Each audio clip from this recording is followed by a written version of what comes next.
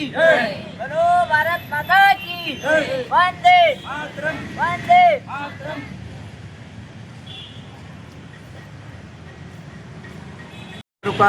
ಕಾರ್ಯನಿರ್ವಾಹಕ ಅಧಿಕಾರಿಗಳ ಆಫೀಸ್ ಮುಂದೆ ಆಮರಣ ಉಪವಾಸ ಧರಣಿ ಸತ್ಯಾಗ್ರಹ ಕುಳಿತೀವ್ರಿ. ಇವತ್ತು ಕಾರಣ ಏನಪ್ಪ ಅಂದ್ರೆ ನಾವು ಹಲವಾರು ವರ್ಷಗಳಿಂದ ಹೋರಾಟ ಮಾಡ್ಕೊತ ಬಂದೀವ್ರಿ. ಕೊನ್ನೂರು ಗ್ರಾಮದ ಮಡ್ಡಿ ಪ್ಲಾಟ್ನೊಳಗೆ ಸುಮಾರು 300 ಕುಟುಂಬಗಳದಾವು. ಅವರಿಗೆ ಈಗಾಗಲೇ 120 ಹಕ್ಕುಪತ್ರ ಕೊಟ್ಟರು. ಇನ್ನೂ ಕೆಲವೊಬ್ಬರಿಗೆ ಹಕ್ಕುಪತ್ರ ಕೊಡಬೇಕು. ಅವರೆಲ್ಲರಿಗೆ ವೀಸೊತ್ತು ಉತ್ತಾರು ಮತ್ತು ಹಕ್ಕುಪತ್ರ ಕೊಟ್ಟು ಅವರಿಗೆ ಆಶ್ರಯ ಮನೆ ಕಟ್ಕೊಳ್ಳೋಕೆ ಅನುಕೂಲ ಮಾಡಿಕೊಡ್ರಿ ಅಂತೇಳಿ ಸುಮಾರು 6-7 ವರ್ಷಗಳಿಂದ ನಾವು ಹೋರಾಟ ಮಾಡ್ತಾ ಬಂದೀವ್ರಿ. ಇವು ಅಧಿಕಾರಿಗಳು ಹೆಂಗೆ ಮಾಡಾಕ್ತಾರಪ್ಪ ಅಂದ್ರೆ ಸಣ್ಣ ಹುಡುಗರನ್ನ ಸಂಭಾಳಿಸಿದಂಗೆ ಚಾಕ್ಲೇಟ್ ಕೊಟ್ಕೊತ ಹೆಂಗೆ ಸಂಭಾಳಿಸ್ತಾರೆ ಹಂಗೆ ಸಂಭಾಳಿಸ್ಕೊತ ಬಂದಾರ್ರಿ. ನಾವು ಒಂದು ಕಾನೂನಕ್ಕೆ ಮತ್ತು ಅವರಿಗೆ ಗೌರವ ಕೊಟ್ಕೊತ ಬಂದಿದ್ದೀವಿ ಇಲ್ಲಿವರೆಗೆ. ಆದರೂ ಅವ್ರದ್ದು ಯಾವುದೇ ರೀತಿ ಎಚ್ಚೆತ್ತುಕೊಳ್ಳೋದನ ಕೇವಲ ಹೊಂದಾಣಿಕೆ ರಾಜಕಾರಣದ ಮೇಲೆ ಅವ್ರು ಇವತ್ತು ನಮ್ಮನ್ನ ಬಲಿಪೋಷಿ ಮಾಡಾಕತ್ತಾರ್ರಿ. ಆ ಕಾರಣಕ್ಕಾಗಿ ನಾವು ಆಮರಣ ಉಪವಾಸ ಧರಣಿ ಸತ್ಯಾಗ್ರಹ ಕುಳಿತುಕೊಂಡಿವ್ರಿ ಸರ. ನಾವು ಬೇಡಿಕೆ ಏನಪ್ಪ ಅಂದ್ರೆ ನಾಳೆ ಹಿಡ್ದನ ಮಡ್ಡಿ ಪ್ಲಾಟ್ದೊಳಗೆ ಇರ್ತಕ್ಕಂಥ 120 ಕುಟುಂಬಗಳಿಗೆ ಏನು ಈಗಾಗಲೇ ಮನೆ ಕಟ್ಟಿಕೊಟ್ಟಿರಿ ಅವರಿಗೆ ಈ ಸ್ವತ್ತು ಉತ್ತಾರ ಪಂಚಾಯತ್ ಒಳಗೆ ಕಟ್ಟಿಕೊಡಬೇಕು. ಈ ಸ್ವತ್ತು ಉತ್ತಾರ ಕೊಡೋಕೆ ಪ್ರಾರಂಭ ಮಾಡಬೇಕು. ಮುಂದೆ ಇನ್ನು ಉಳಿದಂಥ ಕುಟುಂಬಗಳಿಗೆ ಪರಿಶೀಲನೆ ಮಾಡಿ ಅವ್ರಿಗೆ ಶೀಘ್ರನ ಹಕ್ಕುಪತ್ರ ನೀಡಬೇಕಂತೇಳಿ ನಾವು ಮನವಿ ಮಾಡ್ಕೊಂಡಿವ್ರಿ ಸರ್. ಮುಂದೆ ಈಗಾಗಲೇ ಗ್ರಾಮ ಪಂಚಾಯತಿ ಒಳಗೆ 9 ನಂಬರ್ ಬುಕ್ಕ ರಿಜಿಸ್ಟರ್ ಬುಕ್ಕದೊಳಗೆ ಎಲ್ಲರದು ಫಲಾನುಭವಿಗಳದ ಮನೆ ಇದ್ದಂಥವ್ರದ್ದು ಎಲ್ಲರದು ರಿಜಿಸ್ಟರ್ ಐತ್ರಿ. ಮುಂದೆ ಡಿಮ್ಯಾಂಡ್ ಬುಕ್ ಐತ್ರಿ ಸರ್. ನಾವು ಈಗಾಗಲೇ ಅವರಿಗೆ ಎಲ್ಲ ನಮ್ಮ ಡಿಮ್ಯಾಂಡ್ ಪ್ರಕಾರ ನಾವು ಅಂಕಣ ಪಟ್ಟಿ ತುಂಬ್ಕೋತ ಬಂದಾರಿ ಸರ್ ಎಲ್ಲರೂ ರೀ. ಇವೆಲ್ಲ ದಾಖಲೆ ಇದ್ರೂ ಯಾಕೆ ನಿಷ್ಕಾಳಜಿ ಮಾಡಾಕ್ತಾರೆ ಅನ್ನೋದು ಯುವ ಸಾಹೇಬರು ಇವತ್ತು ಬಹಿರಂಗವಾಗಿ ಹೇಳಿಕೆ ಕೊಡಬೇಕಾಗಿತ್ತು. ಆ ಕಾರಣಕ್ಕಾಗಿ ನಾವು ಇವತ್ತು ಎಲ್ಲರೂ ಹೋರಾಟ ಮಾಡೋಕೆ ಬಂದೀವ್ರಿ ಇವತ್ತು. ಆದರೆ ಇನ್ನೂ ನಾವು ಕರೆದ್ರೆ ಸಾವಿರಾರು ಜನ, ಒಂದು 100-150 ಜನ ಬರ್ತೀವಿ ರೀ. ಕಾನೂನು ಸುವ್ಯವಸ್ಥೆಗಾಗಿ ನಾವು ಭಾಳ ಜನ ಬಂದೀವಿ ಅಂದ್ರೆ ಇಲ್ಲಿ ಆಡಳಿತ ವ್ಯವಸ್ಥೆಗೆ ಧಕ್ಕೆ ಹಾಕಚ್ಚ ಅನ್ನೋ ಒಂದು ಕಾರಣಕ್ಕಾಗಿ ಅಷ್ಟೇ ನಾವು ಒಂದು 30-40 ಜನ ಬಂದೀವಿ.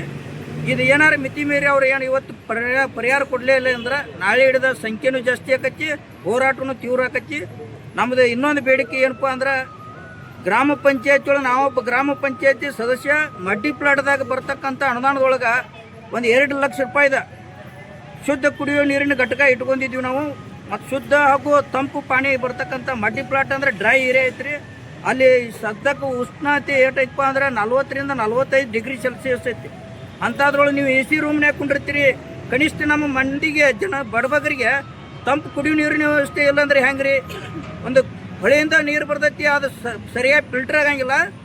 ಹಂಗೆ ಹೊಲಸು ಕಲುಷಿತ ನೀರು ಹಂಗೆ ಬರ್ತೈತಿ. ಅದನ್ನು ಅಂಥವೆಲ್ಲ ನೀರು ಕುಡಿಯೋ ಅಂದ್ರೆ ಹೆಂಗೆ ಕುಡಿಬೇಕು?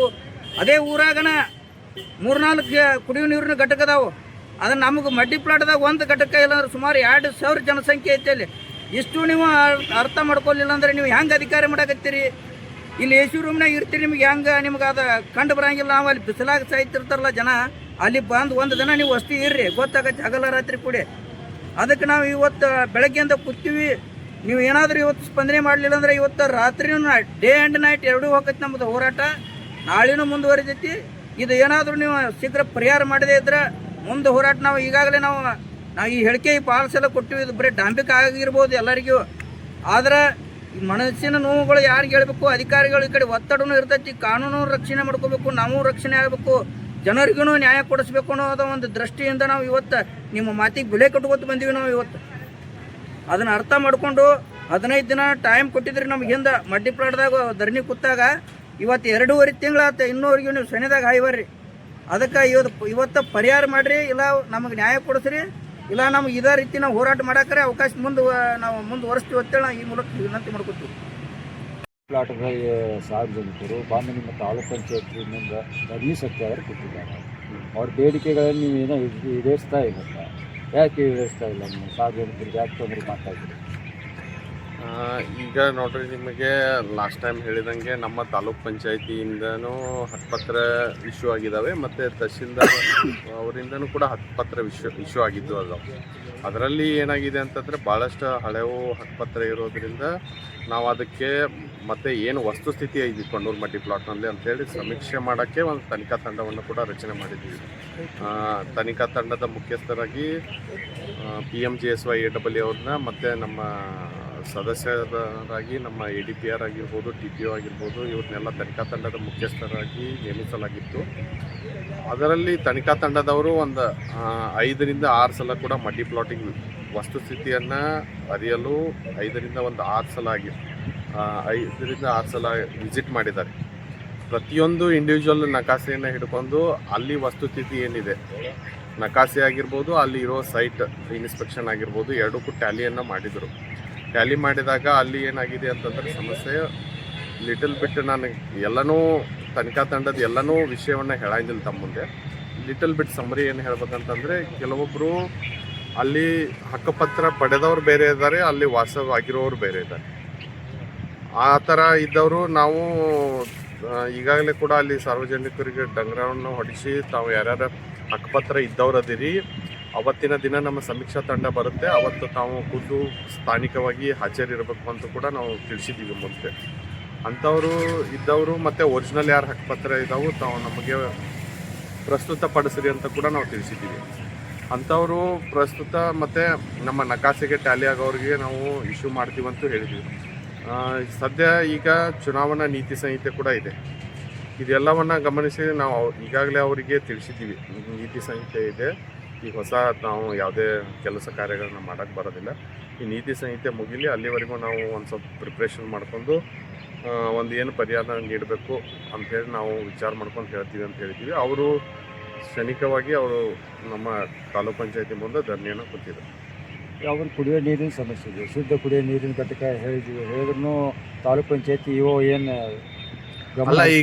ಈಗ ನೋಡ್ರಿ, ತಮಗೂ ಗೊತ್ತಿದ್ದಂಗೆ 15 ಹಣಕಾಸಿಂದ ಈಗ ಏನು ಅನುದಾನದಲ್ಲಿ ಇದಕ್ಕೆ ಕೊಣ್ಣೂರು ಮಟ್ಟಿ ಪ್ಲಾಟಿಗೆ ಏನು ಬರುತ್ತೆ, ಈಗಾಗಲೇ ಡ್ರೈನೇಜ್ ವ್ಯವಸ್ಥೆಯನ್ನು ಕೂಡ ನಮ್ಮ 15 ಹಣಕಾಸಿನಲ್ಲಿ ಇಟ್ಟುಕೊಂಡು ಅಲ್ಲಿ ಡ್ರೈನೇಜ್ ಹಂತವಾಗಿ, ಯಾಕಂತಂದ್ರೆ ಒಮ್ಮಿಂದೊಮ್ಮೆ ಸರ್ಕಾರದಲ್ಲಿ ಅನುದಾನದ ಲಭ್ಯತೆಗೊಳಪಟ್ಟು ಮತ್ತು ನಮ್ಮ ಕ್ರಿಯಾ ಯೋಜನೆಯನ್ನು ಸಿದ್ಧಪಡಿಸ್ಕೊಂಡು ಹಂತವಾಗಿ ನಾವು ಡೆವಲಪನ್ನು ಮಾಡ್ತಾಯಿದ್ದೀವಿ.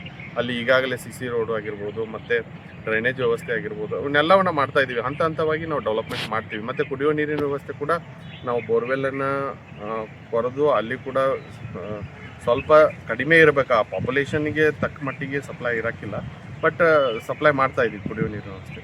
9 ನಂಬರ್ ಬುಕ್ನಲ್ಲಿ ನಮ್ಮ ಸೇರಿಸಿ ಇದು ಮಾಡಬೇಕು, ಹಕ್ಕುಪತ್ರ ವಿತರಣೆ ಮಾಡಿ ನಮ್ಮ ಉತ್ತರ ರೆಡಿ ಮಾಡಿಕೊಡ್ಬೇಕಂತ ಅವ್ರು ಒತ್ತಾಯ ಮಾಡ್ತಾಯಿದ್ದಾರೆ. ಅಲ್ಲ, ಈಗ 9 ನಂಬರಿಗೆ ಸೇರಿಸೋದು ಬೇರೆ, ಹಕ್ಕುಪತ್ರದ ವಿಷಯದ ಬೇರೆ ಇದೆ. 9 ನಂಬರಲ್ಲಿ ಏನಿರುತ್ತೆ, ನಮ್ಮ ಆಸ್ತಿ ರಿಜಿಸ್ಟರ್ ವೈ ಅದು 9 ನಂಬರ್.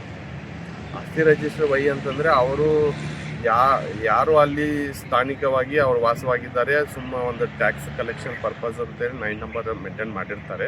ಬಟ್ ಅದೇ ನಮ್ಮ ಮಾಲೀಕತ್ವದ ಹಕ್ಕಂತೇಳಿ ನಾವು ಅಧಿಕೃತ ಅಲ್ಲ 9 ನಂಬರ್ ರಿಜಿಸ್ಟರ್. ಅದ್ರ ಪ್ರಕಾರ ನಾವು ಹಕ್ಕುಪತ್ರ ಪ್ರಕಾರ ನಾವು ಹಿಂದೆ ಇಶ್ಯೂ ಆಗಿರ್ತಾವೆ ಹಕ್ಕುಪತ್ರ, ಅದನ್ನು ನಾವು ಅಧಿಕೃತ ಅಂತೇಳಿ ನಾವು ಪರಿಗಣನೆ ಮಾಡಬೇಕಾಗ್ತದೆ. 9 number register is not a valid document for ownership. Thank you sir.